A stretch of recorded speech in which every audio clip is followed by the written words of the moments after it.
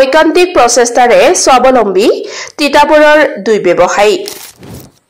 বেংকৰ জৰিয়তে স্বাৱলম্বী হোৱাৰ আছে অনেক নিদৰ্শন ৰাজ্যৰ বিভিন্ন প্ৰান্তত এতিয়া বন্ধন বেংক হৈ পৰিছে স্বাৱলম্বিতাৰ অন্য এক উৎস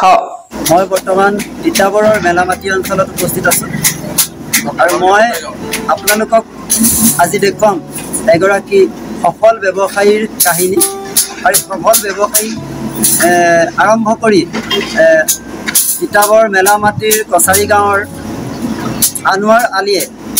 এক সফল ব্যৱসায়ী হিচাপে প্ৰতিষ্ঠিত হৈছে এই অঞ্চলত আৰু তেখেতৰ এই ব্যৱসায় কেনেধৰণে আগবাঢ়িলে কিমান দিনৰ পৰা তেখেতে এই ব্যৱসায়ৰ লগত জড়িত আৰু এই ব্যৱসায়ৰ সফলতাৰ আঁৰত কি সেই সম্পৰ্কে আমি তেখেতৰ পৰা কিছু জানিব বিচাৰিম মই প্ৰায় 7-8 বছৰৰ পৰা জড়িত আছোঁ আৰু মই ব্যৱসায় কৰোঁতে আৰম্ভণি কৰিছিলোঁ আপোনাৰ বন্ধন বেংকৰ পৰা লোন লৈছিলোঁ এই লোন ল'লে অলপকৈ কৰি আজি ইমান আগবাঢ়িছোঁ অসমৰ বিভিন্ন প্ৰান্তৰ লগতে তিতাবৰতো বন্ধন বেংকৰ জৰিয়তে স্বাৱলম্বী হৈছে বহু লোক তাৰে নিদৰ্শন স্বৰূপে মনৰ দৃঢ়তা আৰু ঐকান্তিক প্ৰচেষ্টাৰে বন্ধন বেংকৰ পৰা ঋণ লৈ সফলতা অৰ্জন কৰিছে তিতাবৰৰ দুই ব্যৱসায়ীয়ে নমস্কাৰ মই বৰ্তমান উপস্থিত আছো তিতাবৰৰ এজন সফল ব্যৱসায়ী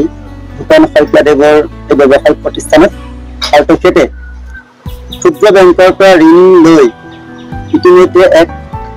স্বাৱলম্বী ৰূপ পাইছে বুলি আমি জানিব পাৰিছো আৰু এই সন্দৰ্ভত আমি তেখেতৰ পৰা কিছু কথা জানিবলৈ চেষ্টা কৰিম আমি সৰ্বপ্ৰথমে ভূপেন শইকীয়া ডাঙৰীয়াক আমি অভিনন্দন জ্ঞাপন কৰিছোঁ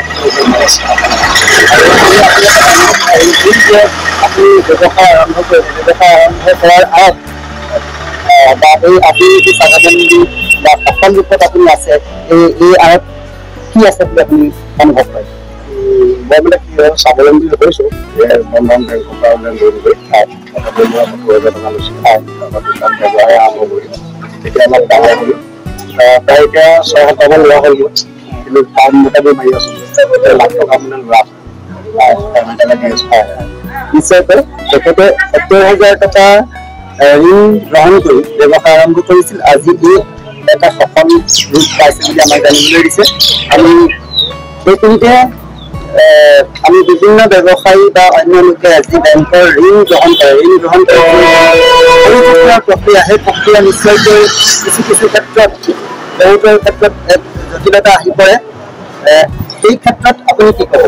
আমাৰ ক্ষেত্ৰত কিছু অহা নাই সেইটো যেতিয়া লোন আমি টাইম দিবই লাগিব টাইমতে যদি দিছোঁ আমাৰ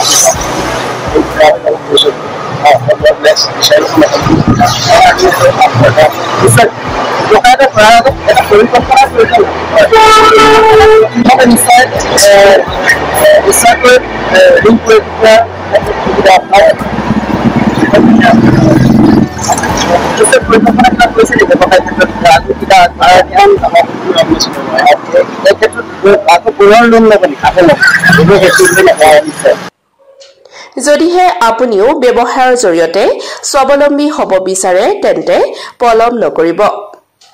শীঘ্ৰে আপোনাৰ অঞ্চলত থকা বন্ধন বেংকৰ শাখাসমূহৰ সৈতে যোগাযোগ কৰক আৰু আপুনিও হৈ পৰক স্বাৱলম্বী পাব্লিক প্ৰেছ নামেই যাৰ পৰিচয় ৰাইজৰ কাষত ৰাইজৰ বাবে আৰু ৰাইজে যাৰ পৰিচালনা শক্তি আপোনালোকে চাই আছে পাব্লিক প্ৰেছ নিৰ্ভীক জনতাৰ কণ্ঠ